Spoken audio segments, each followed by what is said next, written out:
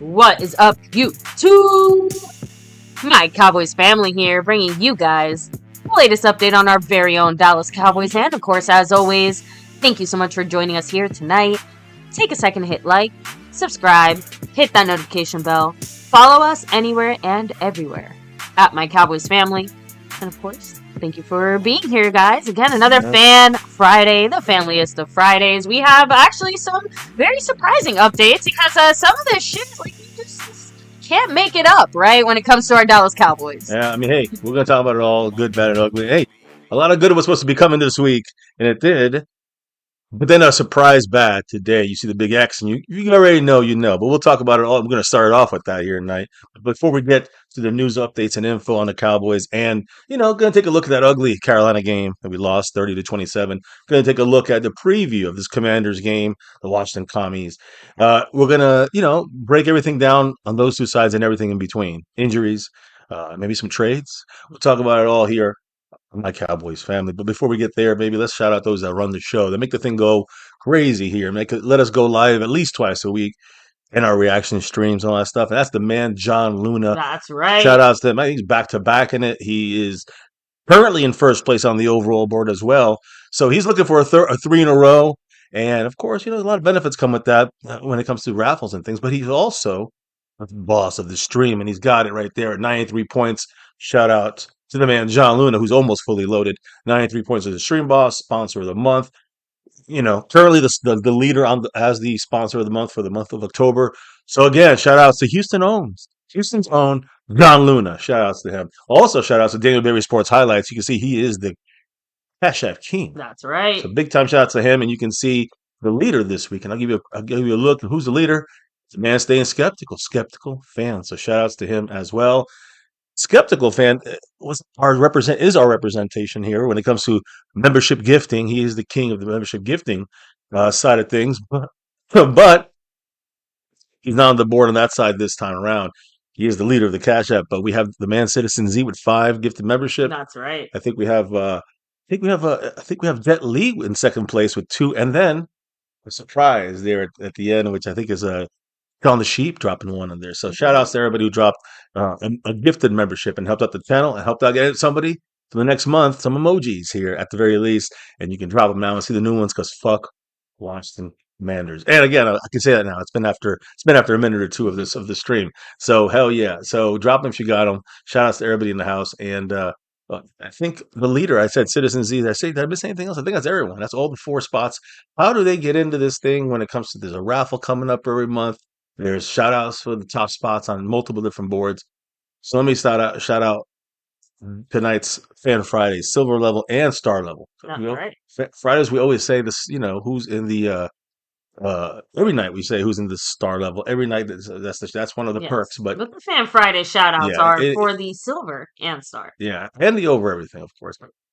Unfortunately, right now, no over everythings. But some of the 3 silver level members, it's the man. The Q-Man, Justin Quarles. Shout outs to him. We got Dwayne Broussard, Top Dog Babe Bullies, and 63 months as a member here. My Cowboys family, our number 1 longest streak, Mr. A. Lavelle. Shout outs to him.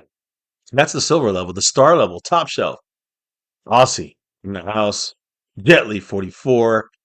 And of course, Mr. John Luna. That's right. Appreciate him. Appreciate all you guys on all the levels of things. And in case you didn't know, there's a raffle going on. It's ending now. I'm going to start up a new one here, and I will explain it in a moment here, basically. So as we get going, baby, I do want to shout out those that are in the chat here. Of course. And again, we'll talk about the goal and everything here. I'm going to set it up now. But basically, if you hit the goal, you get into a raffle, which again, that's what some of the perks we talk about when it comes to being, whether in one of the membership levels or, winning the month or whatever it may be. So as you can see here, there's a lot of different ways to drop into love, whether it's a super chat through the YouTube side or a thanks button or jumping in the membership, which by the way, shout outs to Alonda Hanslu, Tony Wimbish, Wayne Broussard, John Luna, all these guys was, since our last stream, they jumped into the membership there again, re-upping themselves. So shout outs to everybody on those fronts.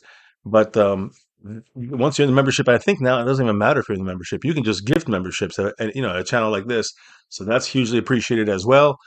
There's four of the ways you can kind of drop the love when it comes to the non-YouTube side. If you don't want them taking 35%, 33%, or whatever they take out of your contribution to the channel, you can do it these other four ways. That's why Skeptical Fan is currently leading. I think he's got 5 on it in the lead. So what's the different ways of dropping the love there? That's right. Of course, you have the Cash App money sign My Cowboys Family, the Venmo at My Cowboys Family, regular PayPal link, and last but not least, Streamlabs link would such a comment show up on screen just like a super chat would. Yeah, I'm gonna set up that goal again, guys. That comes down to one thing and one thing only. And usually has to do with with this goal raffle here. So let me explain just really quick. This is quarterly, but it's really the monthly jersey raffle. Any star level, any gets gets 1 raffle entry. Any over everything level member gets 2 raffle entries, and then the guarantees quarterly or monthly. In this case, winner will get the other. It gets 1 raffle entry, and those are basically the way. Right now, there's 3 people in the star for this month, but and of course there'll be 1 winner. So that's the list there. But if we hit the goal, which is going to be 25, basically 20 teal drops or higher, $5 or higher. You get 20 of them in the whole stream tonight.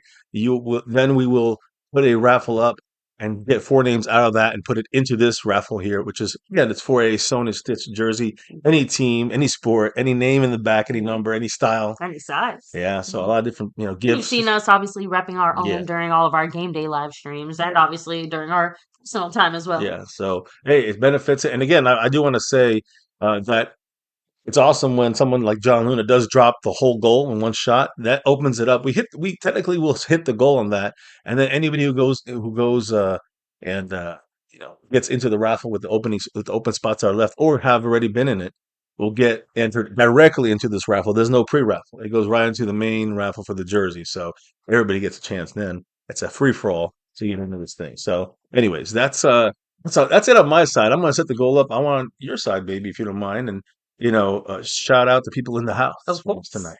We have man Scorpio, what's up? Thanks for being here. Yeah. Eddie, hello and hi. Thanks for coming through.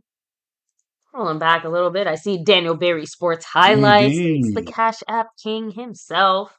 Yeah. Let me see. Dustin Roberts, what's up? And yes, obviously the digs discussion will need to be had. Well, that's gonna be right away. And I do think that, and again, we'll talk about it when we get to the digs discussion. It's gonna be right away. Is it digs or is it Uberfluss? Hmm. Is it both? Yeah. I have some thoughts on that personally. So James Payne, what's up? Hello and hi. I see MCF After Dark. Who's that? All those after MCF After Dark 2? 3. 3? Yeah, a whole bunch of them. 8. Go search for them. Subscribe to them if you want some occasional late night fun. Yes. Music and other talk, not football talk, other talk. But let's go ahead, baby. Like you said, jump right into the news, right? We have some Trayvon Diggs things to discuss, amongst others. But I guess be careful in your house, guys. NFL players and beyond. Yeah, you can have an accident and get a concussion. Yeah, I mean, listen. We start off the week knowing that we're going to be getting guys back, like Ceedee Lamb, looking promising, coming back for us. Will Tyler Booker get back? Perfect timing against a division rival. Yeah, Washington Commanders, a lot of enemies that they have over there that we know. Dorrance Armstrong, Dan Quinn, of course, a couple others. So they know a couple of our guys. They have Noah Brown as well. So I'm just saying, just some guys, some familiar names against a familiar team, against a hated NFC East rival. We're gonna get all these guys back, maybe, right? Turpin. So good times, right? Good stuff here, except for the fact that the Cowboys today, if you've seen this afternoon, all of a sudden you're seeing Trayvon Diggs on the injury, even before the injury report. Trayvon Diggs ruled out for this game against the Washington Commanders. And why is that? It's because he has a concussion. What? I have a concussion hearing that. So what the hell's going on? And maybe we want to keep this on the DL because not many people really know what's going on. So it's a big shush from Mr. Number 7 here, Trayvon Diggs. But yeah, guys, Coach Brian Schottenheimer this morning, or this afternoon, I guess, said that Trayvon Diggs had an accident at his home last night. Last night. Party? Oh, I don't know. Last night. And now he has a concussion. He will not be able to play on Sunday. So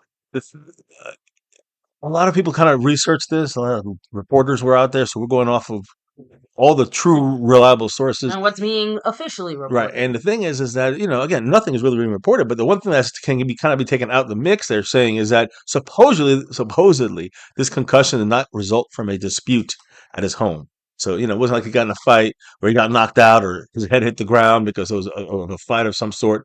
That, again, that very possible. Now, we don't know what the actual issue was. Could it be hangover? Could it? I mean, I heard that he came into the facility today, and I guess he explained either what happened or the accident. And when they checked him out, he had a concussion. Can you imagine having, he got in, I'm assuming he drove himself in. So I'm just saying he had a concussion the whole time, and they determined this one he was at the facility that had happened last night. So they had to rule him out by the league rules. Yeah. And I feel by like his the own wording, for his own health, I feel like the wording But accident is doing a lot of heavy lifting as interesting. well, just All because, right. again, that implies a lot of things. Like an accident can be, again, an honest to God accident. Right. People have accidents all the time. He could have slipped and fell, right? Accidents can also sometimes be intended Mm. consequences of stupid ass decisions. You know what I mean? Yeah. Oh yeah. So, what kind of Mm. accident are we talking about at your house, Trayvon Diggs? Did your kid throw, something like a baseball at your head? Okay. Did you slip and fall because you were drunk? Scorpio said that. Slip and fall, Right? Yeah. To me, slip in the shower, like that kind of stuff happens to regular people, right? Yeah, so happens to everybody. But it's just like you said. I think the accident word is the key here. And the thing that sucks for Diggs is just because of all the other kind of stuff around him. It's hard to, let's say it was a legit accident. It's hard to feel that way, isn't it? Yeah, right? I know. I mean, again, and I see Eddie in the house saying about Dak and the haters. Yeah, the haters will hate Dak. Doesn't matter whose fault it is. Corner. Yeah, I mean, Dak's playing corner, linebacker, defensive line, safety. I mean, unless Dak's playing all those positions, Dak is going to be the least. He's the reason why we're able to win 2 games in Taiwan. He's the reason why we almost won the other 2. You know what I'm saying? I'm just saying, like, it's Dak Prescott the reason, not anybody else. So when you look at this and you break it down, what's determining? And I'm going to get into the game a little bit more, but I have to immediately, since we're talking about this, immediately drop the info. What's going to happen now? What's next? So the Cowboys, number one, Deron Bland now instead of it being, Trayvon Diggs, Deron Bland, and again, I'll say Deron Bland could have an option in the slot, nickel spot, which is his best spot for Deron Bland. And then there's a big, ugly one here, but Kier Elam, number 20, would have to play the outside cornerback. That's one option. The other option is move Bland. We're still very good at it, of course, but not as good as he is in the slot. But move him out from nickel to outside cornerback, which you can do as well. And you had Trayvon Diggs supposedly going to be on the other side, and now in the slot, you leave in there Reddy Stewart, who's kind of been number 27 is kind of picking up the pieces there in the meantime, right? And doing okay, but he's not going to last the whole year without getting burned, and he got burned already multiple times. So now without Trayvon Diggs, do you think he's part of the problem or not? Because he does not play man. He does. He only plays man. He does not play the zone defense ever. He might be hurting the Cowboys in a way by him not being able to maybe understand or get to the scheme because of the style of play he has. But the thing is, whatever it is, we lose a player that would be a depth player here at the very least, right? He'd be, there'd be a way of knowing that, okay, Trayvon Diggs, he, if you don't want to start him or whatever, you want to bench him, but at least you have depth. You have because right now, guys, we got a lot of unknowns after that, and guys like, you want to hear Andrew Booth's name come up from the practice squad, like no, I'd rather hear Trayvon Diggs in there, but the way he's playing, the money's on him that we spend on him, as far as the Cowboy organization, it's a big hit in that way. Now the Cowboys moving here. I was going to toss in my quick little Diggs comment just because again, Eddie had made a comment earlier pre-stream, and I did want to address it now. Just keep it short and sweet. It's hard to really say just because, like I said, it's not like we've been 1,000% satisfied with everything Diggs has done previous to this, right? But Scorpio said it too. We have an injured Diggs now, so we know he's not exactly going to play at the same level. But even outside of that, I'm sorry, even at his worst, his stats and his production were on a different level than whatever the fuck is happening now. Yeah. And I can't put that all on Diggs just because I just find that very hard to believe that him and Deron Bland somehow simultaneously decided to suck at the same time together when we know that's just not the case. So to me, I feel like obviously it's like 80-20. scheme, because to me it's clear that it's not just Diggs that's struggling. It's Right. Bland. It's all these other And it's the guys. defense. Yeah. You The know, entire but defense some of it struggles. is, let's be real, the fact that our front office is just settling for shitty guys too. Tyre Elam, like Tyre Elam. So that's all. Look, I'll leave it there. I'm gonna, Other than yeah, that, no, you I make some just good wanted to touch on points. that since, Yeah. that comment was made Yeah, there. no, that's So some good points, but we gotta. He was gonna be the starter. Now he's not. Now, do you think the Cowboys had a backup plan already? The fact that they had benched him for one game already, like when he was a healthy scratch, and yeah, and he played, but he didn't start. Already tells you that they could be ready with the next move if they had the guys. So they yeah. have Bland now, of course. Take a potato at this point as defensive coordinator. Yeah. Well, right now we got to work with him because the potato is going to be our defensive I know. coordinator for the rest I of the know. year, probably. So now without Diggs, you're going to have to look at Elam, number 20, which has been an issue for us, right? Elam started the first 4 games of the season. Of course, now we're entering week 7. So what happened the last 2 weeks? He was benched. Uh, Schottenheimer mentioned in his press conferences 2 names that you may see coming and maybe taking some snaps, maybe some starter snaps. Uh, Trick, Turqueasy, Turqueasy, Turqueasy Bridges. What's his name? What's that? I want to say it right. I want to say his name right, but I like Turqueasy. But Turquoise, I think, is the name here. But anyways, Turquoise Bridges, cornerback, Kalen Carson, injured on the 21-day practice window, has not been called up yet, but he is an option. And Schottenheimer mentioned both guys. He's been full practice for almost 3 weeks. Kalen Carson. Yeah. I think it's time. I was gonna say I It's do time. think the This is glass is going to break, it has over to the happen. weekend. Yeah, and again, it's getting close to the end because honestly, I think it's next Friday. They all have to be out for the year, Mingo and Yeah. Carson, if they don't get them back on this team somehow. So yeah, we have a couple more days, but are the Cowboys gonna? We already need corners. We need corners. Are we start? What are we waiting with Kalen Carson right now? So to me, it's not a hard decision. You bring Kalen Carson back probably tomorrow. The Cowboys make the decision. Who are they going to take from the practice squad and maybe elevate 1 or 2 players? We could discuss that a little later, who it's going to be. But we got Queasy Bridges. He's a guy that's going to be probably an option there if for some reason Kalen Carson does not get moved off the 21-day window and onto the 53-man roster officially, which again, that means we have to either put someone on IR or release somebody. That's what's going to happen. And whoever it is, it ain't going to be a big deal. Now, I have a feeling I know who it's going to be or what's going to happen. And I'll explain it as we continue today. But keep Kalen Carson in your mind. And I know we want receivers, but we're getting 2 of them back. It feels like we'll talk about it. Guys like Ceedee Lamb and Cavante Turpin. Do we really need Mingo back right now over Kalen Carson? So to me, Kalen Carson's the bigger need right now for the Cowboys, especially with number 7 Biggs busting himself at home somehow. Yeah. So, anyways, those are and again, Turqueasy, Bridges, those guys could see more playing time at the very least. I mean, not starters, but playing time on defense. I will say back to Bridges, he's gotten limited playing time this year, very little. And he's again a former, I think he's a former Bear of some sort, some kind of connection to Everfluss. But of course, Kalen Carson, he's a 2024 5th-round pick, still on a 21-day window injury reserve. He's in the middle of it, towards the end of that return window. And all signs are kind of a lot of people feeling that it's going to be him that's going to be activated for this game. He'll be off the injured list. The move, that goes with that. Who knows? So if Kalen Carson comes back, yeah, they might have Elam starting. Don't be surprised you see Kalen Carson in the game multiple times. As the game goes on, you'll see more Kalen Carson. That's my prediction. That's my hope. But we're gonna have to deal now with Elam out there on that field, and maybe Kalen Carson as a helper, but Elam's going to probably be the other starter, and Bland's the other starter. We got 3 guys now, that are going to be,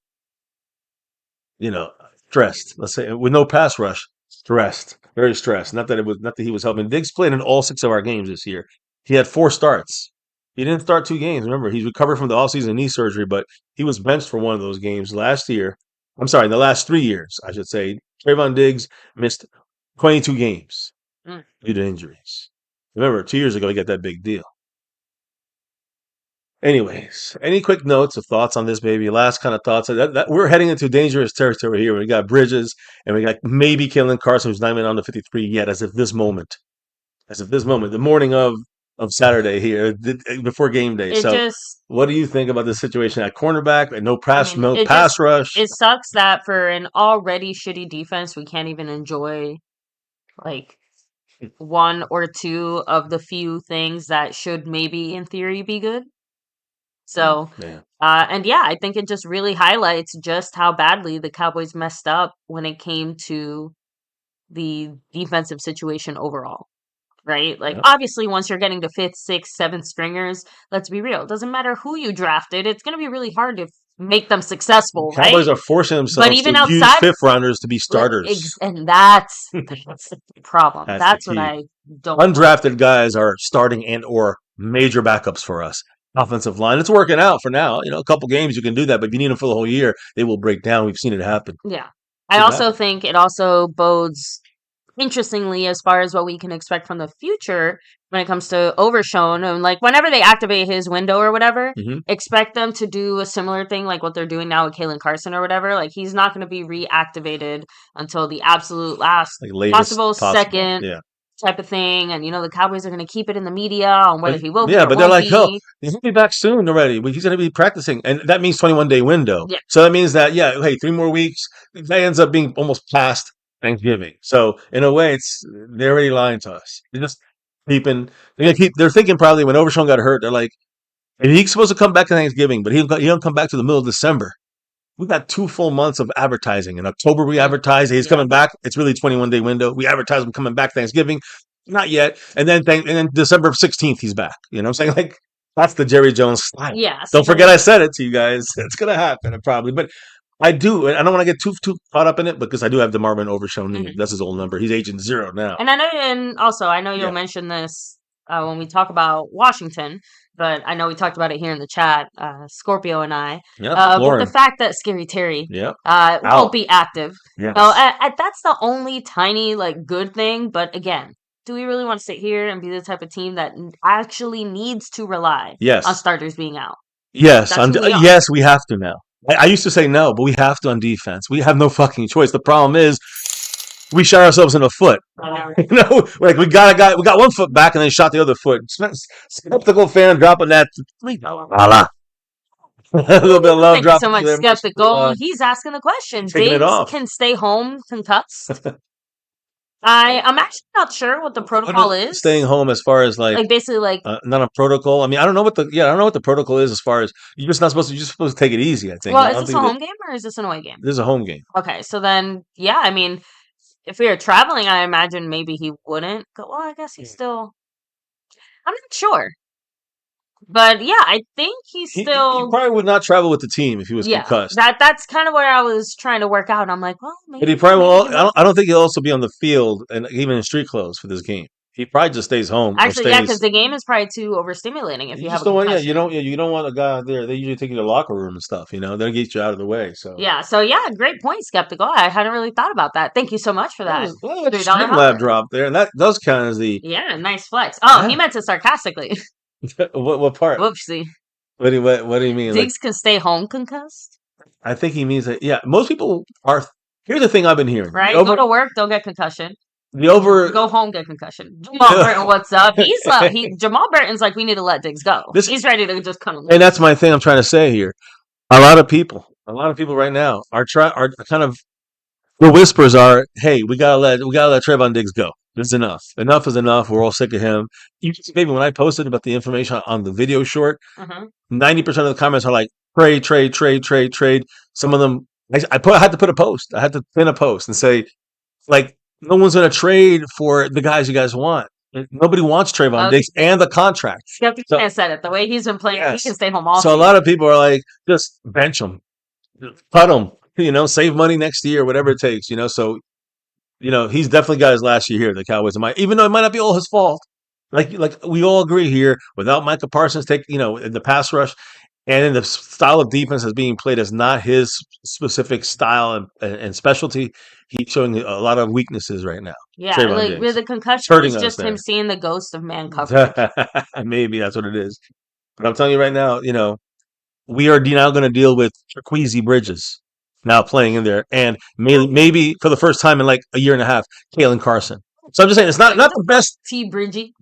T Bridgie. All right, whatever you want to call him. I don't care. To But by the Queens. way, take a second to shout out Sky Johnson. It's his birthday today. So Happy birthday, huge Scott. shout out to you, Sky. Happy, Like I said, enjoy your birthday. I'm glad you had a great one. Yeah. Or I hope you Congrats and happy birthday. But also you gotta remember that he's on the list as well. On the raffle list. That's I right. know that he was put in there by Mr. John Luna himself. So congrats to him, and thanks to Mr. John Luna. There's a raffle going, a gold hit going now. I think Skeptical missed it by 2, but it's all good. He is the leader in the Cash App, and that counts as a Cash App drop. Yes, it does. Because it went through Streamlabs, so shout outs. All right. Now let's keep it going here because we gotta get through this. We talk about the future. We gotta talk about quickly about the past. So we're not gonna know our future. And the Cowboys lost by the score 30-27 right at the buzzer to the Panthers. And now the Cowboys are 2-3-1, third place in the division, and the Giants are right behind us there. So horrible defense, obviously. Basically, couldn't stop them. Allowed first downs, allowed touchdowns, made mistakes. Offense has to be perfect. Every game, the Cowboy offense has to be perfect because we know the defense is going to give up 30 to 40 points a game. Easy. So Cowboy offense missed a couple times. You lost the game. You can blame Dak. You blame the offense, but the real culprit obviously is the defense. Anybody who thinks different maybe doesn't know what's going on. I don't know. We know Skeptical knows what's going on. You know, that $3 holler dropped John Luna, I think, to 90 points. Yes. Now Skeptical drops him to 85. If my math is correct, if I saw this right. Shout out to Skeptical fan. The first goal hit tonight, 85 points for John Luna. What a Skeptical fan had to say with that 5 on it. He said, the way this defense has been playing, I could care less who is injured and who is playing. I mean, they're sucking regardless. Somebody's got to be better, right? You can't be worse. Everyone's wide open. Yeah. And I agree with Skeptical on that because and that is a good point. Might as well roll the dice with T Bridges, you know what I'm saying, and see how he does. See what Kalen Carson can do. I have no problem with Kalen Carson, just rolling the dice with him and see what he can do. Because at this point, number one, there's no choice. Number two, it can't be really worse than this. Can anybody be more open? Like everyone's wide the fuck open. It looked like a poorly coached Pee-wee team. We are historically open, if anything, because like I said, it is literally record breaking. Yeah. How open we have been. Yeah. So I'm telling you, that's not horrible. Exactly the feather I wanted to put in our cap, Cowboys. But you know what? Skeptical fan is 100% right. It doesn't really. Might as well go. At this point, almost as rolling the dice is a better move than trying to. I don't want to say fix it because it's too much to fix. So just roll the dice. What we got in this, we're gonna have to go with undrafted and unwanted guys from other teams. That's what James Houston doing good, leading sack guy. He was an unwanted guy from Detroit. We're throwing darts on the board and seeing what sticks. Yeah, we hit a couple and 90% of it misses. So, anyways, Rico Dowdle being one of the issues in our previous game. By the way, Washington, the Cowboys, the Panthers were the 6th when we played them when it came to the run game. Rico Dowdle in the run game. They were 6th. Remember, Rico's the backup. Super Hubbard is a starter. Rico Dowdle and the Panthers were 6th against the Cowboys. Our defense was destroyed. We allowed Rico against total scrimmage yards, 239 yards. I think he had 193 rushing yards. And a couple touchdowns. They asked him, what about allowing the 239-yard scrimmage? He said, quote, they wasn't buckled up, end quote. Remember, they asked him about it. He goes, the Cowboys better buckle up. We didn't buckle up. We got to be honest. He's right. We buckled. Yeah, we buckled under. And the thing is that he's right. Rico is right. And he whipped our ass, guys. He's the first player with 230 yards from scrimmage in back-to-back games since Le'Veon Bell back in 2014. That's a big one there. And when you look at Rico Dowdle, he had more. Oh, shit. We got Jamal Burton dropping that 5 on it to the Streamlabs side of things. Thank you, Mr. Burton. Also, $5 holler. I think it hits it doesn't hit Go Cowboys. It does hit it on our side. I won't count it as part of the target, of course. So Mr. Jamal Burton in the mix. What did the man say? He said, go Cowboys. Oh, hell yeah. So thank you again there and appreciate that. So yes, I'm just jotting you down. I usually fix it after the stream, Mr. Jamal Burton. Works weird, Kenzie Bands. He said, anyone else having problems sending money to MCF? I tried, and for some reason, it's not working. Huh. In which way, though? Through super chats? It might be something, Kenzie, I would say maybe just try closing the stream or whatever. But either way, just glad to have you here, Kenzie. Just throwing that out there. Yeah, of course. Yeah, not sure what's going on with that. Oh yeah, actually, you know what? YouTube has been a little weird. I know they had an error about a day or two ago. So if a lot of us are trying to watch YouTube, you Is couldn't. there? So I'm trying to see if I there's a way think of it doing it. might be a YouTube bug, but Huh? Well, Skeptical went through. That's why. yeah. That's Rudy interesting. G Funk, what's up? Rudy Yeah, thank G. you, Jamal Burton again. By the way, Yes. Mr. Luna down to 80 points Yeah. on Damn. that stream, boss. Holy shit! That shit went fast. Went down fast. They went from like the 93. Oh, and speaking of, on my screen it says the man, the myth, John Luna in the house. What's up, brother? How you doing? John Luna ripping it up. What did the man say? I mean, he is the man. He said, just stopping by for a few minutes to show a little support. Love you guys and everyone in the chat. Thank you. Oh I man, appreciate you, Mr. you Luna. you Much are love. awesome. Thank you, brother. Appreciate you. Yeah, so Skeptical said he Everything had you do for trouble the channel. sending money through the super chats earlier. I do Huh. think it's a YouTube thing. So Just letting YouTube you know. has been having issues, like you said, and I didn't know it was with the actual super chat side of things, but there's been a lot of sides. That's a great Yeah. time to flex the after dark ways of dropping the love. You guys saw Skeptical Fan and Jamal Burton both do it through the Streamlabs way, so that lets your comment show up on screen just like a super chat would. Obviously, on our side, like we said, we treat it just like a super chat. So technically, right now we have 3 hits on the thing. So again, we need 17 more. We get the goal hit. Yeah. So rolling along here, we just kicking the things off. We're just on the ugly Carolina game. I know. So we're just on that part of things. Oh. So there's different ways of dropping it. If YouTube's screwing us and not working, there's other ways that you can do that. You have that. You have the Cash App. I just showed it. Yeah. Oh, I thought. Yeah. I all that. Dropped them up. I showed it for everyone. Family. Bad intentions. What's up? Much love. So, and again, huge shout out to everybody here chilling, hanging with us. Yes. Like, sub it up, hit the bell. We all back to you. Everybody pays homage to the man John Luna. That's the way it goes. Now let's unfortunately have to cry about our loss here real quick, and let's get it over with. I'm trying to go through it fast. I don't want to talk about this fucking Carolina game. It's just disgraceful, but it actually leads me to the upcoming game. Past, he said. We talked about the future. I'm talking about we got to know our past for the future. Cowboys have allowed 360 rushing yards on 60 carries the last 2 weeks to the Jets and the Panthers. So you guys know. An average of 6 yards per carry on the ground. What happened in that run defense? I just want to give you a quick little side note here. The Packers are the number 1 rushing defense in the NFL. Cowboys are, I think we've dropped to 21st, is it now? So, all that run stop stuff. And Kenny Clark has help, but the scheme and the rest of the guys are just not good enough. There's a couple of good players and solid, fantastic players in this team on defense, and then the rest just doesn't fit the scheme, and they just crumble. And so, it looks like it's a bit. That's not a stat. I see your face. Your face looks nervous. Just something about again. It's easy to ignore reality when it isn't. You run at Micah Parsons. That's the key, and nobody figured it out yet. But they are number 1 against the run. We are 21st. What the fuck happened? Well, I know the man here, Calvin Richards, is rocking the spot here. Thank you so much, Calvin Richard. Another $5 holiday. I know it says 3 in the goal, but it's actually 4. So here you go. Much love. And what did Calvin Richard have to say, baby? So stopping by to short support. But guys, at this point, I don't have an answer. There is none on defense. Right out the storm. No, you know what the difference is, Calvin? You do have an answer. We all actually have an answer. Because we know what the fuck the answer is. The Joneses just refuse to do anything literally in any direction to try to fix it. So that hurts because we know that already. We gotta give ourselves credit because apparently we do know more. We know at least I'm not saying we write all the time, but this is a circus, and Jerry's running it with Steven, and and when Jerry dies, it's Steven. So the clown show continues just as Steven instead of Jerry.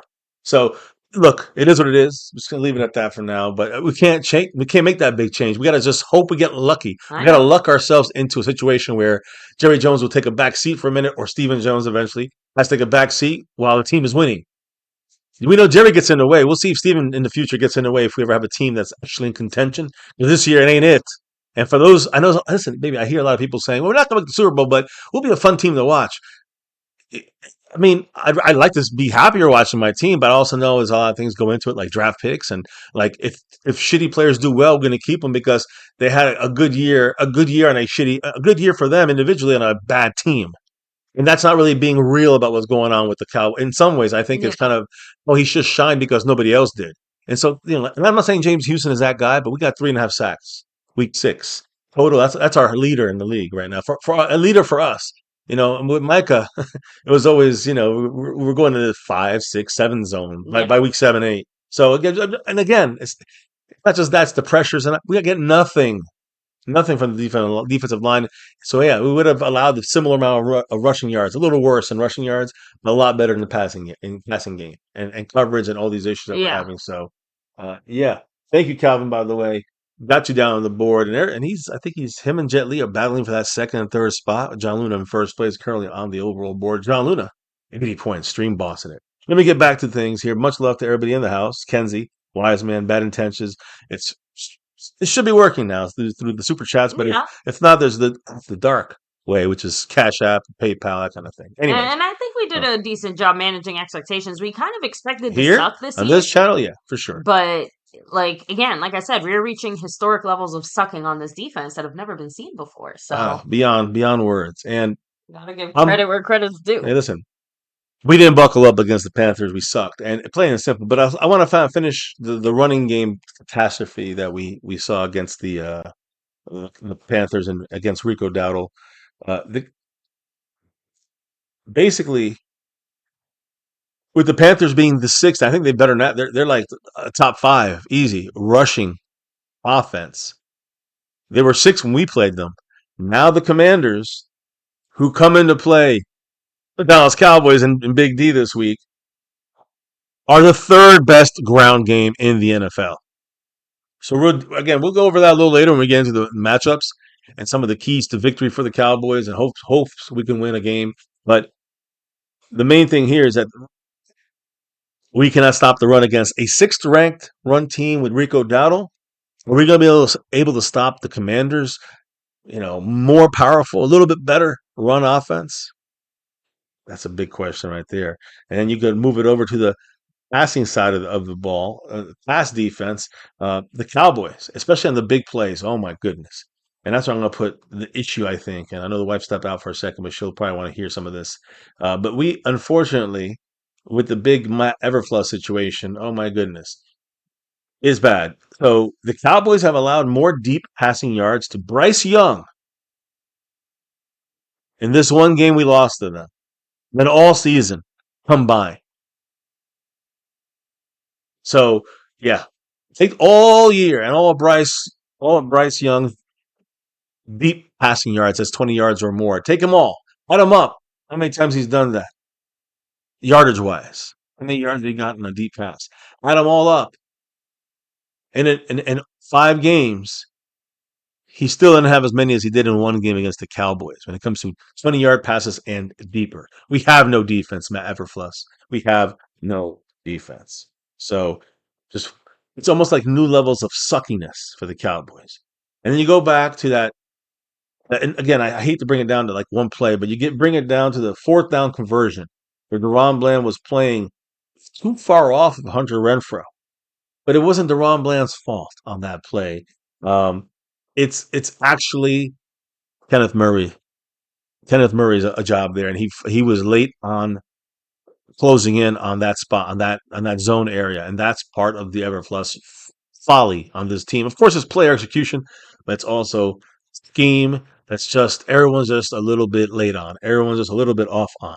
So again, that big fourth down play that Hunter Renfrow grabbed on that 4th down and 4, I think it was. If we had stopped that, we get the ball back. We basically get a first down and win the game. That's how big that play was. Now, it's obviously they won the game. They got that first down, and that was really the nail eventually that ended up being the nail to our coffin there.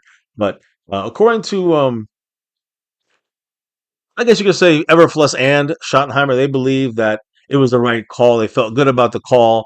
Everfluss basically was saying that DaRon was in a situation one-on-one, but again, playing 10 yards off on a 4th and 4. And then they continue basically by saying that basically Bryce Young made a very dangerously good throw down and away to Hunter Renfrow for that first down and got that first down, moved the sticks. And of course, that was the play of the game in a way to win the game for the Carolina Panthers.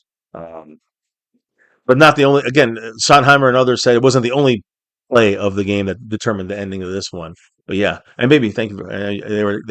I didn't know that you were out for a second because I was saying the Panthers were the sixth top rushing defense. They're probably top 5 now before they played us, but the Commanders are top 3. run defense. I mean, run offense. I'm sorry. So basically We expect got a more of tougher the same. situation, and we allowed more deep passing yards to Bryce Young in one game than the entire season combined for him.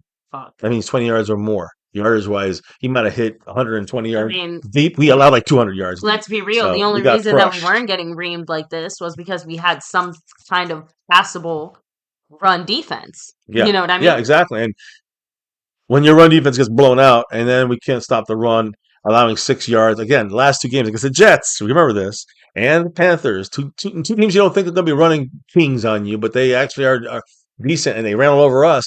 They're averaging 6 yards a carry. And if they're averaging 6 yards a carry, what about a team that's ranked third in run offense, like the Washington Commanders, and probably even higher than that? So we got our hands full with this team. So again, that I was talking when you came back, the fourth down play. That basically Kenneth Murray was late coming across to cut off the small window. Deron Bland was playing 10 yards off. And so they were asking and criticizing him, and Schottenheimer basically explained some of it, and Everfluss explained some of it, that you feel good about the one-on-one. They didn't say the blame was on Kenneth Murray, but I'm saying, because that's the truth. Kenneth Murray did not come across there fast enough to cover that zone area. He was literally a step away. If he didn't shuffle his feet, he would have knocked the ball down, and we would have needed 10 or 15 yards and won the game. That's a difference maker. So, anyways, big play of the game, obviously. Now, and again, the funny thing is the way this was answered by Schottenheimer and Everfluss, they were kind of going back to saying, "Oh, Bland was playing off, and this is the reason why," instead of what the issue was, which was Kenneth Murray not covering there. Right. So playing him off was the issue. One-on-one was not the issue. Playing him off was not the issue. The issue was Kenneth Murray not cutting across fast enough. But maybe you just gave him 2 minutes. I would not give him 10 yards off the ball. Sorry, I would not do that. Maybe I give him 7 yards off the ball, not 10. So there's a lot of things that I think went wrong in that play, and it's a continuous thing. Des Bryant said, "quote Bland was off because a linebacker was supposed to jump the fucking route," and he's 100% right. Kenneth Murray was a step short. He's a veteran, should be there, and he's a lot slower. He took a lot of wrong angles stopping the run. I think he gets replaced. And a lot of people were talking about Eric Kendricks and other people. Kendricks ain't playing again with us guys. He's just as bad. There's not many options with the big name guys that people want to bring on the team. Kenny Clark had 2 back-to-back really rough games. So yeah, I mean, like for what we were expecting from him, and I know this Carolina game especially was a little bit rough for him. I mean, the bigger deal was the fact that the way that they ran in every direction on us, and they just took him out of the mix, and nobody else could stop him. I don't necessarily disagree. It's just that, well, so what was the point of getting him? And I don't mean this in a bad way or as a dig to him, just saying that if it's so easy, if our defense sucks so bad, our team can basically scheme it, then what the fuck? So, and then, Mr. John Luna said, fun fact, if you didn't know, first, on the defensive coordinator, Jerry is going to keep him around just to keep him in the sports loop, so of course he wants us always talking, right? And then Pickens is in a contract year, and he has the same agent as Micah. So basically, Jerry keeps Eberfluss and Pickens around, not just for what they produce or not on the field, but for the media circus that surrounds their very existence within the Cowboys. 100%. John Luna knows. He's a Texans fan. He knows the Cowboy fan. The way that this thing is run, the circus that this is. He knows it. I'm glad you understand, Mr. John Luna. Thank you. To be fair, though, the Pickens move in and of itself was a bit good of deal. a curveball. But now you have to. Now everybody wants to pay Pickens. I mean, you should hear the Cowboy fan base. I know you're not in. They want him over Ceedee now, and I'm like, I mean, we have to wait and see. But I mean, is it true that Dak supposedly did say to the media that he was going to talk to? Yeah, I'm pretty sure we're seeing this. That Dak said that. Well, I don't get the quotes of the players. To Jerry about Pickens staying. Yeah. Like, basically, that he's going to tell Jerry, hey, I want him to stay. Well, Jerry Jones did make a mention of it. I'm paraphrasing here. Thank you. Jamal Burton back. He's like, yeah, Dak already said that he wanted Pickens to stay. But Jerry Jones was asked about this, too, after the game. And Jerry Jones said that, and I'm paraphrasing here, that we have to see how we can keep 2 guys that, how season continues. We could keep 2 guys at that pay rate. Which means CeeDee Lamb and Pickens. That's expensive receiving core right there. You talk about $25-30 million for him. Hey. We're paying $35 for CeeDee. That's the type of offense that gets shit and puts asses in seats, though. Okay. Jerry. Well, all right. But then 1 year, it's just he's had great couple of games, and the connection with Dak is great. But Just playing devil's advocate. Now, something else. if you let him go, you get a third round pick back. So Something else I'm going to throw out not there. let I him go, think but not Pickens re-sign him. himself said that he wouldn't mind staying in Dallas, and I'm pretty sure those are like his exact words. And the way that he said Of course it, not. if you actually like hear the way he said it, it sounds like he's not saying it like a rude or dismissive way. It's like, yeah, I would love to stay in Dallas, but I don't think it's going to happen. That's how I took it. Yeah, guys, I'm gonna be honest. There's no way. I don't. If the Cowboys keep him, they gotta pay $30 million or more for the guy. 28 to 30 million at least, or more, and he can get more in other places after having the year he's having with us right now. But we're talking about defense. I want to stay on track, and we are going to talk George Pickens because he's part of this. He had a great game, a historic game for him in many ways, wasted because of this guy you're seeing here and the defensive players. So when you look at Everfluss, guys, what did Brian Schottenheimer say about him? And he said this about maybe getting this defense fixed. Can Everfluss do it? I don't think he can. But Brian Schottenheimer, of course, here he comes. The smoke is getting blown. Schottenheimer said, "quote Matt's a great coach. Everywhere he's had a good defense. It's not just Matt by himself. Matt's trying. The players are trying. This is not a lack of effort." So that's kind of Brian Schottenheimer's look on fixing this defense with Everfluss. And trust me, we're gonna have to do it with him. That's all we got. Now think about this, baby. Listen to these names, some of these names, and some of the performances. The Cowboys have faced quarterbacks: Bryce Young, Justin Fields, Jordan Love, Caleb Williams, Russell Williams, and Jalen Hurts. Combined, those guys completed 72% of their passes. Now, again, there's a couple of good quarterbacks in there. Some older ones, some that are not starting anymore, some that are kind of still average. They completed 72% of their passes. And they've thrown for an average of 270 yards per game. Passing only, not rushing, passing. 15 touchdowns. Only 2 interceptions. With a combined passer rating of 117.0. That is the highest allowed in the NFL. All these numbers. So against I don't think Jalen Hurts is a spectacular top quarterback. He's good, very good, but he's not elite. We have not faced anyone elite in this list. Russell Wilson's old. Sorry, he's not even starting anymore. Fields, Love's very good, but he's not elite. Caleb Williams, no. I'm just saying, nothing on here, right? And we're the worst passing defense by far in the NFL. And all these numbers per game, completion percentage, it's an embarrassment across the board. So, on top of that, this guy here, Everfluss, with no pressure. You know how many times he blitzed? Only 5 times. 5 blitzes the entire game. That's tied for the fewest in a game since week 1 against Philadelphia. I mean, yeah. And the guy who's not playing, Trayvon Diggs, after the game said, quote, "Yeah, it's very frustrating. All these points that we give up, the receivers are running wide open down the field, too many busted coverages. It's a lot. I feel like we're all over the place and we really don't have no identity." End quote. And then he's not wrong. And now he's concussed. Did they send somebody over there? Went to his house and beat him. I know. I think Everfluss, beat him up and then said he got concussed. I don't know. But either way, Everfluss then after the game said, or later in the week said, quote, that there are going to be changes on finding our identity. Interesting. Isn't that what Stefan just said? And he said changes are going to be subtle. Okay. He said, quote, "When your performance has been inconsistent on the field or not to the standard, you look at everything. Nothing is off the table. Keep working. The solutions are in the room." I guess he's reading the Jerry Jones handbook. Now, cracks me up and makes it sound very ominous. I know. Are the solutions here in the room with us? Yes, they are. Yeah, and the point is, the reason it sounds ominous because solutions ain't solutions. Solution is just the only other answer we got, and after that we go to the next answer and the next answer, and the answers get worse and worse. So Cowboys are the only team in the NFL scoring 30 points per game and also allowing 30 points per game. The only team in the league. And like I said, historic breaking levels of success. I'll get it more specific here. Through 6 games, the Cowboys are averaging 29.6 points per game. We're allowing 30.6 points per game.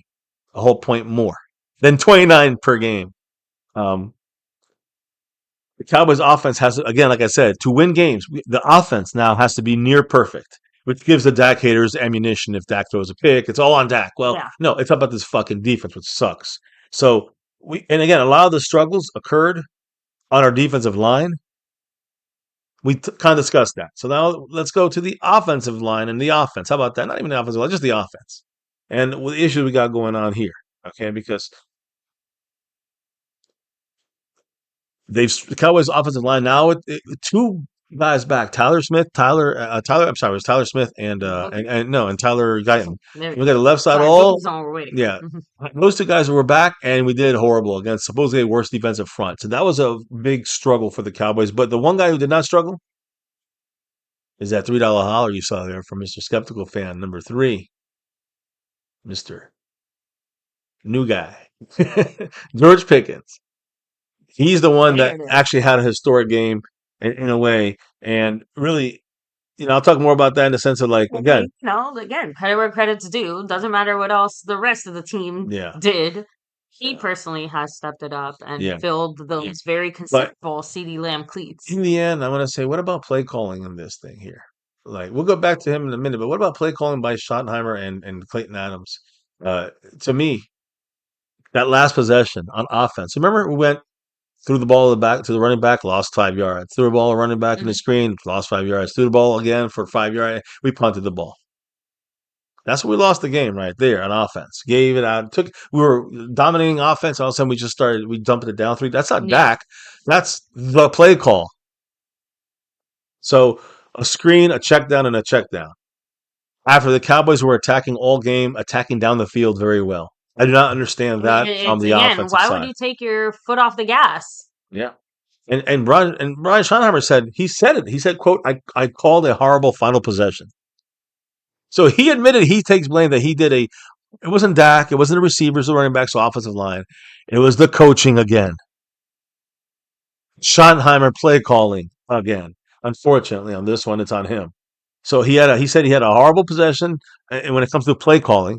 And he said the offense has to be, well, he didn't say that, but we're saying again, reminding everybody, we have to be perfect. Any mistake, even a bad, 3 plays by Schottenheimer, even that can cost us the game.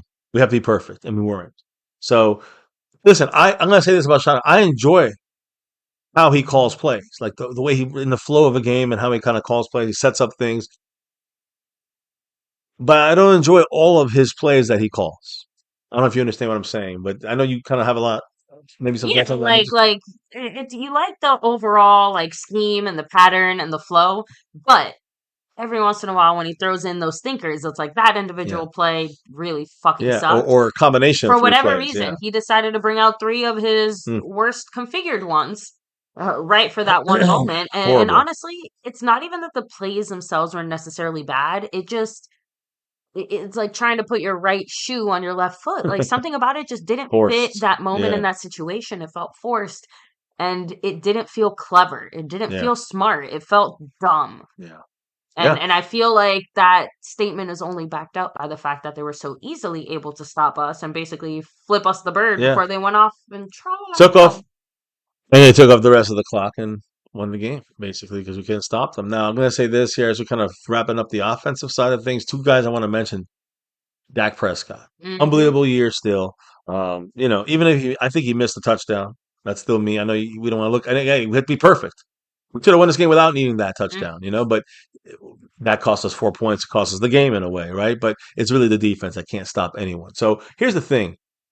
Dak Prescott, in the last 3 weeks, 817 yards passing in 3 games, 3 weeks. 11 touchdowns in 3 weeks, and only 1 interception, which is amazing. The way this, they're saying the way we have to attack down the field so much and kind of always being one-dimensional.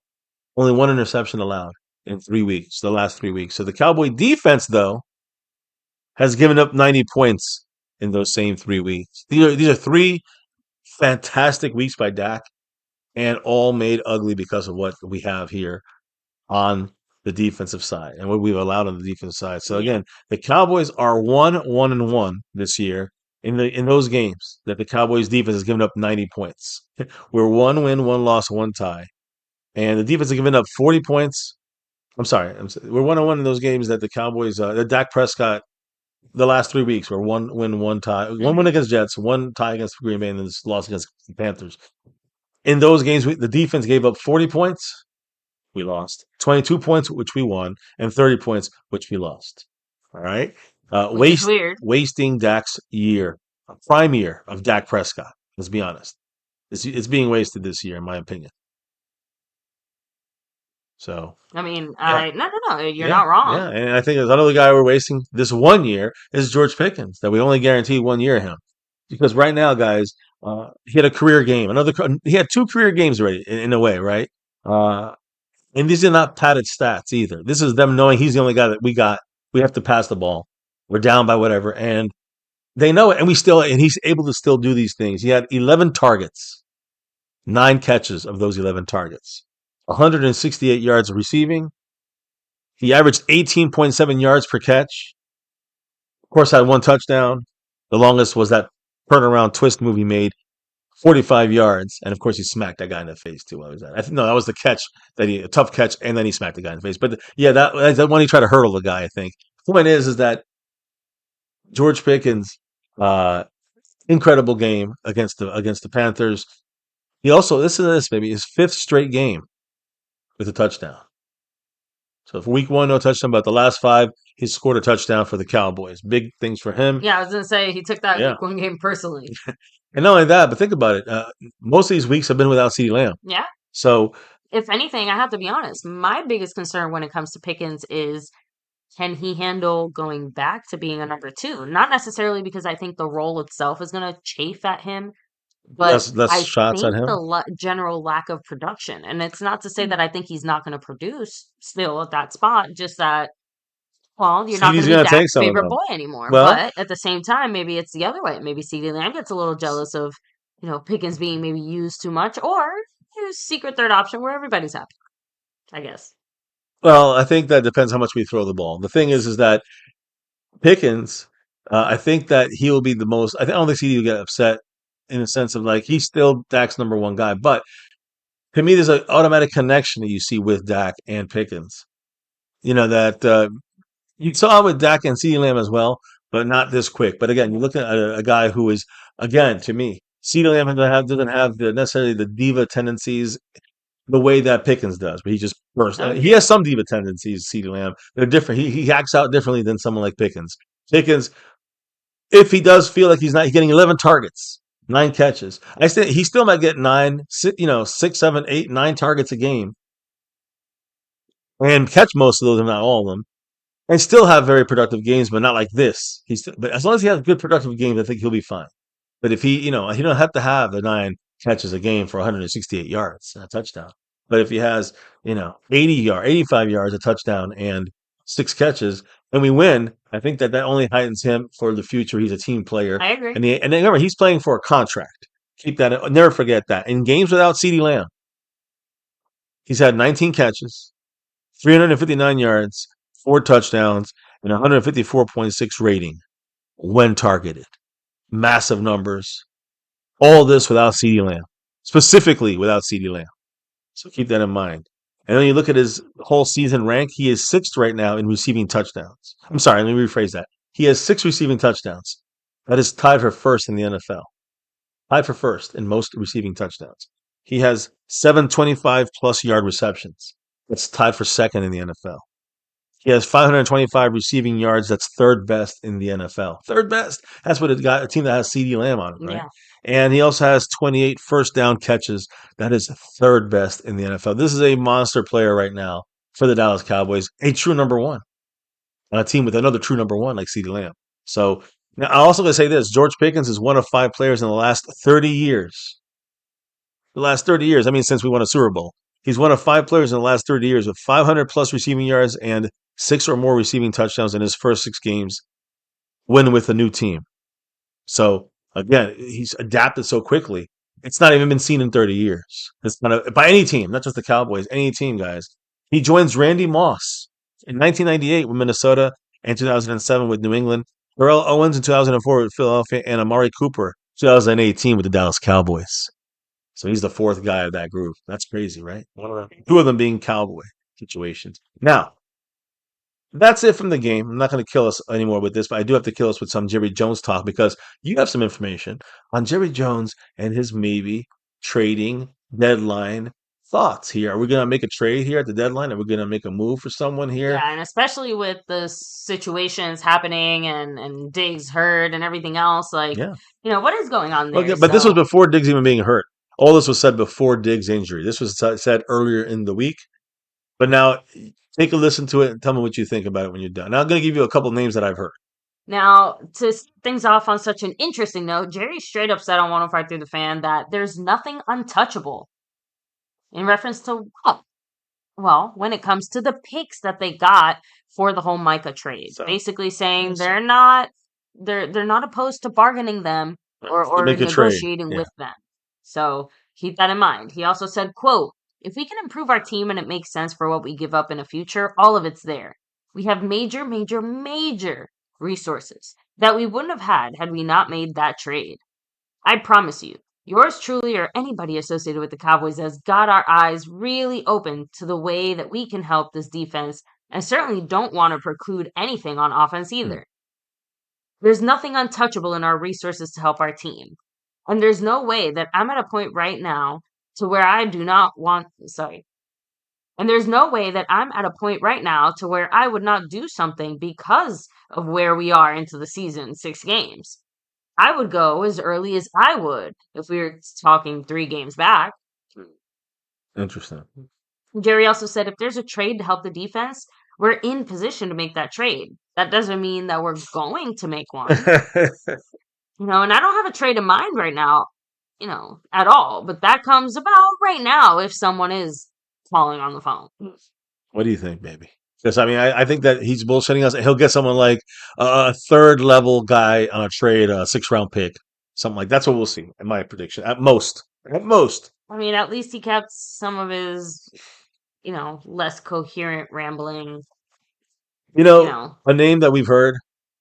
I hear a lot of content creators running with it, and I'm kind of happy. I think that nobody has said it in the chat tonight, but Trey Hendrickson. I know you don't know who he is, but he's a very good player. We've talked about him, and he's from the Cincinnati Bengals. Trey Hendrickson is the guy the Cowboys supposedly, quote, are in the mix, end quote. I'm trying to... Yeah, okay. In the mix of... Because they're kind of in a situation they might just be kind of trying to trade a couple of their better pieces because the seasons they feel maybe is not... With Flacco, no Burrow, they might be... Yeah, you really want... They're willing to get as much as they can for someone like Trey Hendrickson. Now, that means we got to give up a first rounder. You do that, 1 first rounder. We got 2 for Micah. You give up 1 for Hendrickson. I mean, and that would add a pass rush immediately. Here's the thing: when you're talking about trades, the one thing that I do like, you know exactly what you're getting, right? This is a player you've seen play. You've been able to evaluate. You've been able to do your due diligence, so to speak. Whatever. I mean, he's one of the top pass rushers in the league. But when it comes to the full scope of the draft, that's where it starts getting a little bit like, can you really say the same? So, not sure about that there. So, and now, by the way, Jack Dong said that he's glad that Jerry traded Micah to make the defense better. Well, it's not better. It's not better. The defense has gotten worse. So maybe he's... I don't know if Jack's a Cowboy fan if you're saying that. Nah. But anyways, that's the Jerry Jones trade options. My personal opinion is don't buy into any of this shit. It'll be a low-level guy if we trade anybody at all. It'll be a 6th-round or 7th-round pick we trade away.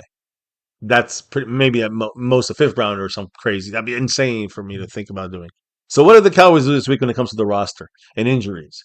Jalen Cropper was released from the 53-man. Remember, he was signed to the 53-man roster, was with us for a week on it, and then was released this week. A Monday. It's just like part of their usual. It's like scheme stuff. We have 1 spot open in the practice squad. After releasing him, after he went through waivers, no one picked him up. And the Cowboys then said, all right, come back to the practice squad. So now he is back on the team. Jalen Cropper, number 16, practice squad. I do want to say something that's interesting because he had 2 elevations already. Right? He's been elevated twice from the practice squad, and then he's been 53-man roster, which doesn't mean anything. But we released him, cut him, got him back. Does that like reset the counter? That's what I was thinking. What's the rule on that? He still only has 1 elevation remaining. Okay. The elevation is only reset if a player goes to another team. He was cut, but no one picked him up. It's within that time period with the same team. Well, no, right. Let's say the Rams pick them up Yes. and cut them the next day, and we pick them up after that. Then it starts over again. Oh, okay, Yeah, okay. yeah. So I understand it, but we cut them. Doesn't matter if you cut them 20 times. If we keep picking them up and cutting them, Yeah, yeah, not yeah. going to change the elevations during the season. You only get 3 total for a team until they jump to another team officially, and he has not been signed, Yeah. obviously. So Just trying to yeah. work it out. Well, he only has one more. Listen, the Cowboys want him or not, they're willing to risk him, and nobody's going to go for him really. So Cropper can be elevated now only one more time from the practice squad uh, before he either stays in the practice squad all year long until the playoffs, if we make it, and then he could play, or he's signed to the active roster, or another team signs him, then he can play for them. But he cannot play for us after one more elevation unless we get him at 53, or we wait to the playoffs and get him then. When it comes to injuries and things like that, I mean, there's a couple of things you gotta remember that there's I want to update you guys on, and that is Victor Overshown. Yeah, the Marion Overshown. We know Thanksgiving is the time frame for, again, number Agent Zero. Now he's wearing now zero. But according to Brian Schottenheimer, the Cowboys will open linebacker to Marvin Overshown's 21-day window, his practice window, in the next week or two, which means the next 2 weeks, in my opinion, which kind of goes into the whole mindset of, okay, that means we're going to have, in 2 weeks, we'll have him on the field fully. Then in 3 weeks, we'll have him, let's say, in the first. So 5 weeks from now, you might get him in the first game. It looks like 5 or 6 weeks. So the Cowboys open his practice window in next week or two. He has 21 days coming to a 53-man roster. And currently, we still have 2 guys on there who were both basically at full practice. Yes. As I said earlier, Kalen Carson with the knee issue, full practice will last over 2 weeks. He's questionable to play not because he can't play, but because Kalen Carson has not yet been taken off the 21-day window. That's number one. Number two, yeah, yeah. So injury wise, so people understand what that means there. And the same thing goes with the practice window for Jonathan Mingo. Same exact time frame. He was limited basically, or did not practice last week. He got injured again in practice. Limited this week until today. He was full practice, Mingo. So he also has a chance to go on here. Although I still think we need more cornerbacks than wide receivers. So he's also listed as questionable for the game tomorrow. Now, let's get to the real nitty gritty. Who's out for this game for the Cowboys? Trayvon Diggs, of course, with the concussion. He's unexpectedly being ruled out today with the concussion he suffered at home. Question mark, question mark, question mark. Also,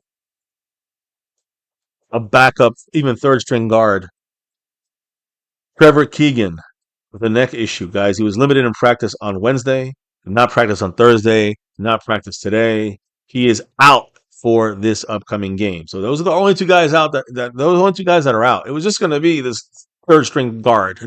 Now it's our starting cornerback as well, Trayvon Diggs. So they're both out. Now who's questionable for this upcoming game? And I told you, Kalen Carson, Jonathan Mingo are questionable more because they're on a 21 they're on a 21 active window list, their injury window. So that's why they're questionable, but they could be activated and they'll be ready to go and play. If they're activated, they're going to play in the game. And I think Kalen Carson probably best chance to get activated on a 53-man roster off of the 21 day return window from injury reserve. So those 2 guys are off. But then you still have Johnny Cornelius, a tackle. He has basically 2 knee injuries. Okay? He's been limited all week. He did not play last game. It was a scratch. He is questionable for this game. You also have Mozzie Smith, who was fine on Wednesday, but then on Thursday, actually on Thursday he was fine. Today he was limited because he got injured during practice. Mozzie Smith with an ankle tweak there. He is listed as questionable for the game. Sounds like it's more going to be a thing where game time decision, possibly. We'll see how game time, but more of a Saturday practice decision situation. But yeah, he was limited today in practice, so he's listed as questionable. And then the main guy I'm looking at here when it comes to the questionables and is he of importance? Why you got Marshawn Nealon with an ankle limited all week, listed as questionable. And then I'll say last but not least, Wanye Thomas, who right now, without Malik Hooker being out for another 3 weeks, he's our starting safety. Wanye Thomas. He right now is questionable. The whole week he's had a migraine. Well, let me say this: on Thursday, he had to leave practice because he had a migraine, so he was limited at practice. He did not practice at all on Friday. Um, so that's not a good sign for his situation when it comes to being able to play this game. Um, Hopefully, in another day and a half, that migraine subsides to a point where he can play. So Wanye Thomas, the biggest questionable, I would say, outside of like a Kalen Carson or Mingo, who just have to be activated. But I would say the biggest questionable guy that's most important is Wanye Thomas. Mozzie Smith, questionable. Sounds he got hurt. He got hurt today. So I'm sorry. Yeah, he looks like he got hurt today. He was limited in practice. So we'll see. He probably just be Doing what? Playing Madden? And the thing is, any of these names that I just said right now, like a Mozzie Smith, like a Marshawn Nealon, like a Johnny Cornelius, a Donnie Nini, whatever his name is, Cornelius. Any of these guys I'm saying right now could be injured reserve guys. Go out for 4 weeks. You bring up Kalen Carson. Now, I mean, of course, they can cut any of these guys. I think the guy I think is the most likely is this Trevor Keegan. Okay. He's like our third string guard. He's pretty much inactive every week. Why not just put him on IR? He's out for this game. He's got a neck issue. Give him 4 weeks break. You know what I'm saying? That gets us Kalen Carson back on this team immediately. So look for that to happen tomorrow. Remember MCF? Best it. All right. Now let's talk about the most important thing. Those are the injuries. What about the guys that are injured that are coming back? Because all these guys were full practice today. And most of them are full practice all week. Listen to the names here. First of all, let me give you the heavy hitters. Ceedee Lamb back 100%. Yeah. In the sense of practice. So he's full practice, no game status. He's good to go. Pavante Turpin, fully practicing, back to go, ready to go. He is back. So now we got our receivers kind of rolling back. Tyler Booker, surprisingly back. He was really 4 to 6 weeks. He's ready to play. Now, will he play? We'll see what happens. Tomorrow there's another walkthrough practice. We'll see if anything. That he's even close is Yeah. great. So he was supposed to be longer than CeeDee Lamb. Guess what? No. So now we got Cooper Beebe, the only one left. Him and Overshown are the main guys that we have lost now. And of course, Trayvon Diggs with the concussion. So again, the guys are on this team right now. CeeDee Lamb, Vontae Turpin, Tyler Booker. Those are three starters on offense. Makes the offense that much better immediately, in my opinion.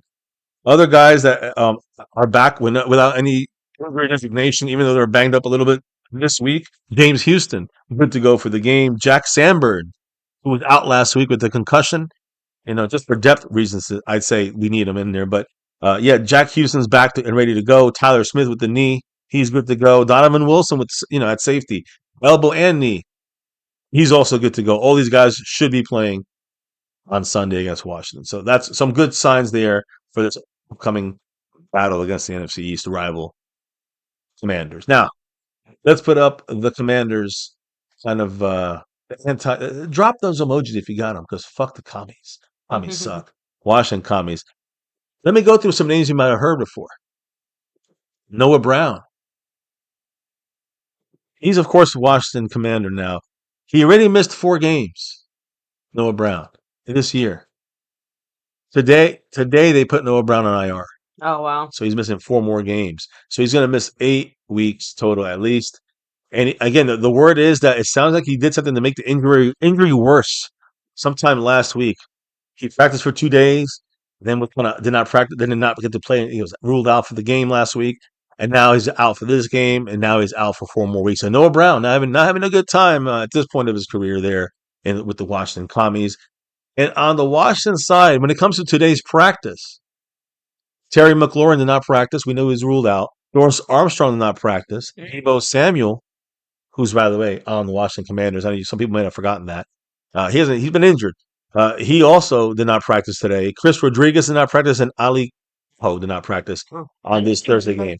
They are. Terry McLaurin is going to miss a 4th consecutive game with a lingering quadricep muscle injury. He is ruled out for this game. The only guy ruled out for Washington. But they're also banged up with a lot of questionable guys here. Dorrance Armstrong with a hamstring did not practice all week. So that means that he's not going to play. He sounds questionable. It sounds more doubtful to me. Yeah. Sam Cosmi, he's on the 21-day injury thing. He's a starting guard. He's kind of like Kalen Carson. They got to make room for him, but he did practice fully all week. So it's just a matter if they have room for him or get him back in there. Offensive line starter Zach Ertz was resting his shoulder. He was limited today though in practice. He is questionable. He should play. Same thing with Jalen Daniels, of course. And I say Jaden Daniels, the quarterback for Washington. He is He's their guy. Jaden Daniels with the knee issue, full practice all week. No game designation. I mean, he had no game designation. Um, Debo. I mean, we had Jonathan Jones at cornerback, hamstring issue, but full practice all week listed as questionable. He will probably trend to play when it comes to those guys. But then you got Debo Samuel, who has a heel injury. And as a receiver, kind of running back, you need to have those parts. Saying those are very important. Um, injuries that can really slow you down. So Debo Samuel with the heel did not practice on Wednesday or Thursday, and he was limited today. So he is listed as questionable. The other few guys, like I said, Jaden Daniels, full practice. Ali Cajo just took today off, but he was full practice. Chris Rodriguez, running back, full practice, so he'll be good to go. And Drake Jackson, actually, defensive edge rusher, knee issue, was put on injured reserve. And just so you guys know, a little more insight on what's going on with Debo Samuel. He could be a make or break guy because again, running game or receiving, he can hurt you if he's fully healthy. He's not going to be fully healthy if he plays, but he is questionable for this game against the Cowboys. Debo spoke to reporters earlier today and cryptically said, "quote We'll just have to wait and see." When they asked about what's going on with his heel, he added the heel is quote aggravating for sure.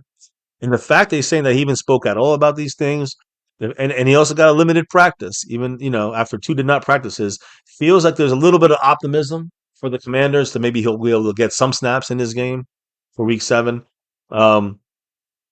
If he sits, then they have really no weapons to attack. I mean, Ertz is I guess he's all right, but they don't have any real superstars. Because remember, there is also no Scary Terry. He ain't gonna be scary because he's out. So no Terry McLaurin, and probably no Debo Samuel, or at least not 100% Debo Samuel. If he's in there, it's gonna be for a boost. He'll be on a limited snap count. So that's the beginnings. I just want to go to Washington's thing now.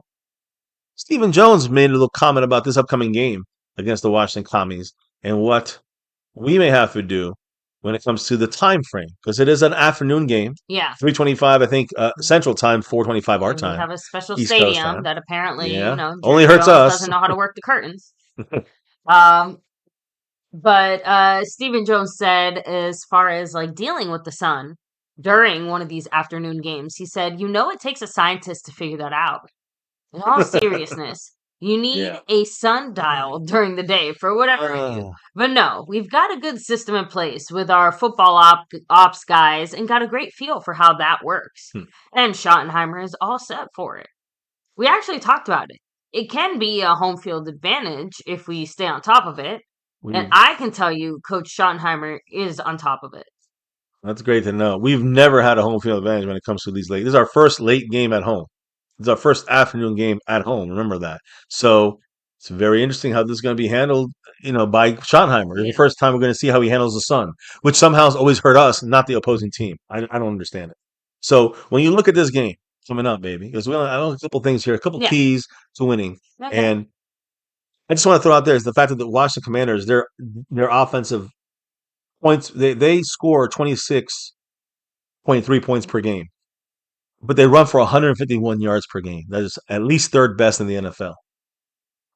They only throw for 194.7 yards per game, and they have a turnover differential of -3. So their defense is not coming up with the Dan Quinn turnovers that they usually get. They're actually giving up the ball more than they cause turnovers. For our defense, they score 26, but we allow 30.7 points per game. We also allow 142.2 yards per game. That's like 20 yards higher than it was last week or the last 2 weeks. They get 151 yards. So they're going to be popping off 150 yards this game if we don't somehow stop the run.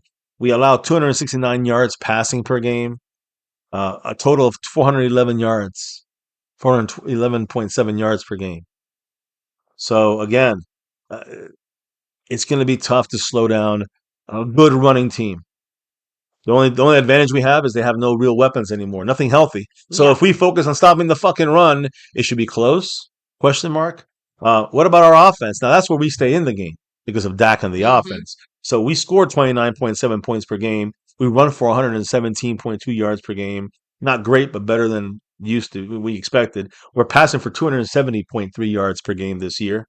We're giving up right now overall we're a -2 turnover differential. So we are also giving up the ball more than our defense is getting it. But it's more about the fact that we're not getting the ball on defense too often. True. And Dak's not giving it up either. That's why it's only -2 overall turnover differential. Which, by the way, It's at least great. as far as Dak turning over Yeah. the ball so completely, I'll happily take that number. If it means we're actually And our keeping offense our own too. ball Yeah. on our side when it needs to be. Unfortunately, the two fumbles I remember happening, was our running backs. They cost Miles Sanders cost us maybe that Eagle game, and then the decline of that Chicago game was after the Javonte Williams fumble. So those are the couple of fumbles of that kind of get thrown into that mix. We haven't had. I think we have 2 interceptions this year. Not great. A couple fumbles forced. Washington, their defense only allows 21 points per game. So the question is, will we be able to attack them consistently? They allow 121 yards per game, which we should be able to hit that. They allow 235 yards passing per game, which we will push them on that one for sure. They allow 356 yards per game usually, which is about 60 yards less than we allow on defense. So their defense is a little bit better than ours for sure.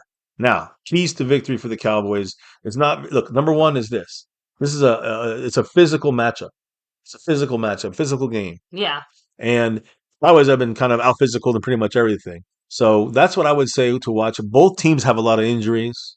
Both teams are coming off last second losses, last second field goal losses. Both teams, Cowboys and the Commanders. So always physical between these teams.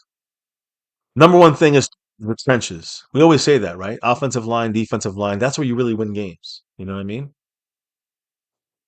So the Panthers last week obviously dismantled the Cowboy defensive line. Our offensive line didn't do much either. Although it held up all right, it was definitely worse than it was against the Jets. So we lost that last year. The Panthers defensive front continuously stopped our run game. If the Commanders do that to us, we become one-dimensional. It makes things a lot harder to score when you need to score. Get those first downs when you need to. Get those right plays called by Schottenheimer. When you don't have that run game, which you made that clear. The run game was gone. We became one-dimensional, and it was easier for the Panthers to do that. What are the Commanders going to do? They have a better defense. So, again, they broke us down with Rico Dowdle. All right. Now, Howard Booker is going to probably be back full blast to starting this game, which is a great thing for our offensive line, we hope. The entire defensive line, though, for the Cowboys has to step up somehow in a big way, and we don't have anything we can really add to this defensive line, honestly. Let's be real about Jadeveon Clowney.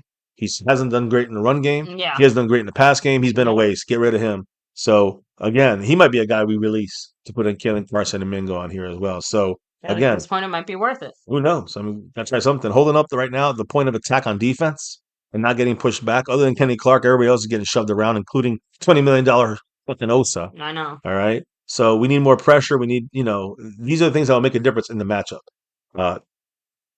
Now, I kind of stay with the toughness on offensive line because that's going to give us running ability. That's the key here. Javonte Williams in the running game, even Jaden Blue somehow, but Javonte Williams against the Commanders' run defense. The Cowboys never really could get going on the ground against the Panthers, who had, again, a dominant defensive run performance, clogging up the running lanes, making plays in the backfield. So now this week, hopefully things will go a little smoother. That's the hope. Washington is currently, they are a good defense overall, but they're ranked 20th, allowing 121.7 yards per game on the ground. Like I said, we should be able to hit that number, which would give us the run game that we need to kind of get the offense kind of a little more, even, a little more balanced, which we would need to be more successful. On top of that, and I want to keep this important, it makes the run game easier when you have guys on the offense named CeeDee Lamb and Cavante Turpin and Tyler Booker. The run game becomes easier, right? So that's important. That's why I think that the run game becomes better because you have more weapons on offense on the passing side and a better offensive lineman there on the inside. So again, a big game for Javonte Williams against the Commanders' 20th ranked rush defense. It's very possible in this game. That's a key to victory here for the Cowboys. The last key to victory, simple and plain. It comes down to the guy who's basically the MVP of the team right now. I know you say it's Aubrey. Maybe Dak Prescott. And here's the reason why. It's him versus Jaden Daniels. I know Jaden Daniels on the other side of the ball. He has less targets, Jaden Daniels, this week. We have more targets for Dak Prescott this week. So defensive bad or not, I know our defense sucks. So obviously their defense is better, especially pass defense. But this week 7 matchup between both these rivals will probably be a shootout, which means quarterbacks, both quarterbacks going to have big numbers. Who can outlast who in this game? Who makes less mistakes in Dallas at home for the Cowboys? So Dak, again, playing at an MVP level without Ceedee Lamb in there, missing Turpin a couple weeks. You know what I'm saying? Now getting his entire receiving core back. CeeDee Lamb, Turpin back. Like I said, getting Tyler Booker back. And don't be surprised if Mingo somehow gets on this team too. Right now we're going to get back. We get back this whole offensive team's back, basically, other than Cooper Baby. That's a major plus for Dak. And he's been playing great without these guys. Now he's going to get at least 3 or 4 guys back. So that means Dak should have a great game, should not have a lack of weapons here. As who is this here? James Hurd. There it is. James Hurd with the $3 holla. Ooh, thank you so much, James Hurd. Had to say, baby. He said, sometimes on an offense, when a player comes back, it hurts those, it hurts the offense. Because, for example, you said that Dak will just force the ball to Lamb and not to spread the ball around anymore, or less rush attempts. Do you agree? I mean, yes, 1,000%, because that's basically exactly what I was saying earlier. So, well, I don't think you were here for that. But thank you again, man. Appreciate you so much for the drop. But I'm with you 1,000%. Maybe. I wanted to. Oh, I'm letting you. Yeah, I can't see it. That's right. Yeah, what was because I just read it real quick. Basically, sometimes when an offense, is playing and a player comes back from being hurt, it hurts the offense instead of helping it, because instead of being able to force the ball into one direction, now it's like, now I got to spread it around. Now I get you. Well, the thing is, it fucks with the scheme. I think that Dak has played no CeeDee Lamb very well. That's the advantage there. He's connected very well with Pickens, obviously. I think the biggest thing has been the new players. You said this, baby, in the last game, with having Tyler, and I was like, nah. But having Tyler Guyton and Tyler Smith back kind of fucked with the offensive line a little bit. With their consistency from the practice, from when they were the second team guys, they know each other better than the first and second team guys combined. So now but here you're getting back all the starters together. Yeah. So, and it's going to happen with the offensive line as well. Now we only have one backup, which is Brock Hoffman, who started last year half the season. So in a way, we're kind of okay on the offensive line now again. We had all our starters that know how to play with each other. We see a much better offensive line, but like you said about the running back, about the offensive line, and what's being said here by James Hurd about any new players coming in here could hurt us. I think on the CeeDee Lamb situation, it's going to be fine because Dak knows both his guys. Thank you again, James Hurd. Yes. Appreciate you. By the way, John Luna, the old Tyler Smith there, 77 points up there on the stream, boss. So just finishing it up with the Dak Prescott, Jaden Daniels situation, with us getting all our guys back on offense, whether it's offensive line, receivers, for Dak, he's going to have a huge game. Jaden Daniels is going to be at a disadvantage. Even with our atrocious defense, he's going to still be able to get all the yards he needs, but he's going to have less weapons. He's not going to have, he has a banged up Ertz. He's going to have no McLaurin. He's going to have a banged up or no Deebo Samuel. An offensive line still missing one of their starters on guard. So the biggest issue with Jaden Daniels, though, to me, is his dual threat ability. To be able to throw very well and run very well is very difficult. The Cowboys have to be ready for that. Everfluss is on you. So expect a big day for both Jaden Daniels and Dak Prescott. I think the guy who has the bigger day wins the game for his team. So, or at least sway the game towards the win. Yeah. And I think that would be, I know Dak can do it. It's more about one to blink wins. It's more about how it's coached, how it breaks down, and how the defense can they hold up at the 1 or 2 times we may need them to. Can they? I doubt it. Can the offense come through in the few times we need them to? I think so. Probably. So we'll see what happens. It's going to be a good game. But running the ball against a 20th ranked defense, controlling the trenches, Dak outplaying Jaden Daniels, those are the main things that are going to get us this win against the Commanders. So, baby, last comments from you or the chat, and we'll end this thing called My Cowboys Family. Yeah, I'm going to go ahead and hit up the chat here real quick. Oh, my God, let's take it easy. Yes, always. Especially him. But James here said, without Lamb, they score over 27 a game. We'll see with Lamb how the offense is going to be. Yeah. We could get around 30 or more, right? That's the hope. So Sky Johnson said, if Cowboys can rush the QB, we'll have a chance. We don't. We can't. That's the biggest issue. We only blitzed 5 fucking times last time, guys. Last game. 5 times with no pressure. So we got to get home. More James Houston would be nice, but he's not the only answer either. There is no real answer for us. Escarazu? I don't know. C Bass, take it easy. Have a great night. Seabass in the Fernando house. Rodriguez, much love. Jack Dong. We got Brandon, Sniper, 1, 2, 3, 4, Bad Intentions, Jamal Burton, of course. Yeah. Rolando Rodriguez, the man himself, John Luna. Yeah. Calvin Richard, much love. Kenzie Bands. Skeptical fan, always staying skeptical. Scorpio. Yeah. Let's see, Kenzie Bands, Rudy G Funk. James Hurd. We'll see you Scorpio. Sunday for the game day. That's next time Ryan we'll be on. Harper, Eddie. Yeah, I can't go back any further than that. Yeah, we'll see you. We will definitely be seeing you. Next time you see us, we'll be live here, lights, camera, action, and ready for game day here for Cowboys Washington Commander game week 7. But I want to give extra special shout out to those that dropped the love tonight here, like Skeptical Fan, Jamal Burton. And both of them dropped it through Streamlabs. Skeptical did it also through super chats here. John Luna, of course, Calvin Richard, of course, and James Hurd, who also dropped it through the Streamlabs side.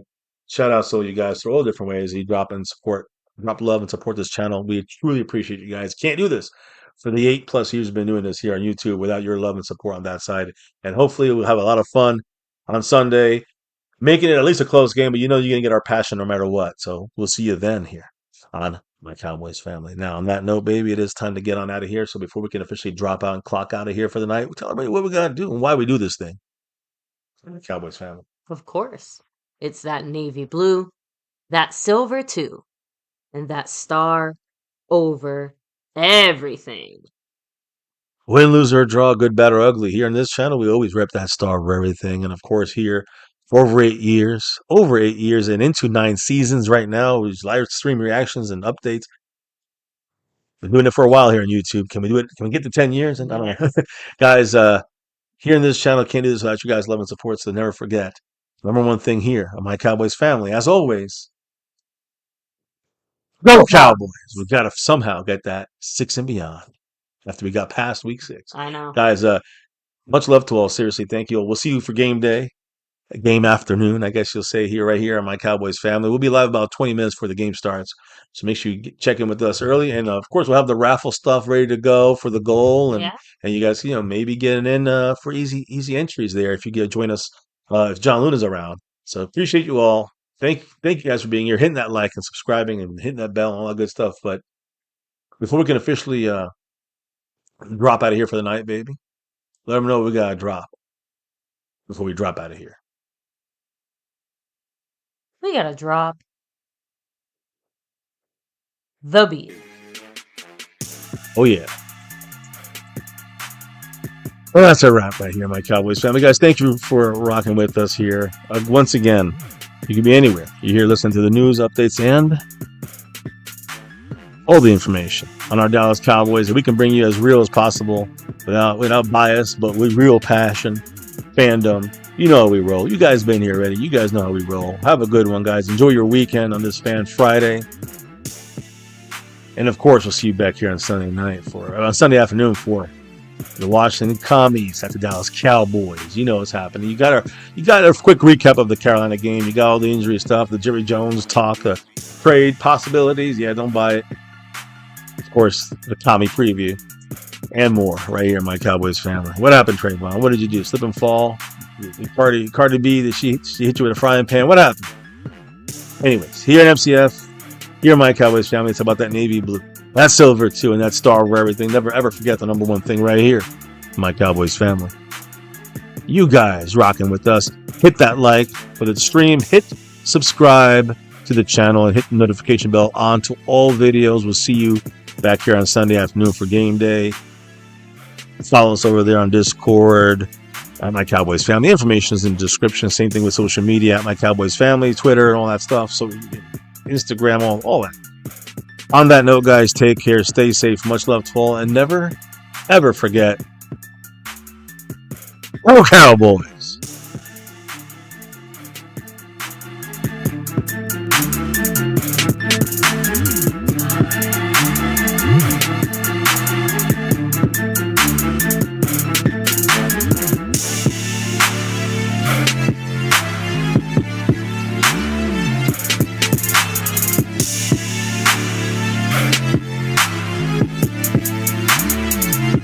Monk on the beat.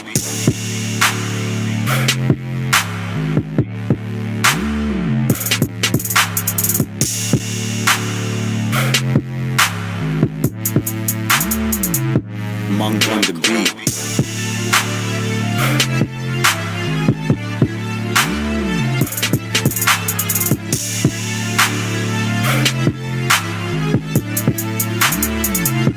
Monk on the beat.